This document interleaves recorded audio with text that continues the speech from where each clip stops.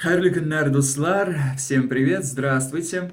Решил вот тут я послушать немного татарской музыки и обнаружил для себя следующую вещь. Наверняка я не сделал открытие, но тем не менее. Во многих татарских песнях, как старых, так и современных, очень часто упоминается соловей, то есть сандугач. Чем это объясняется, можно много гадать и рассуждать, но факт налицо. Видимо, у татарских авторов наблюдается некий творческий кризис. Рассмотрим лишь несколько примеров.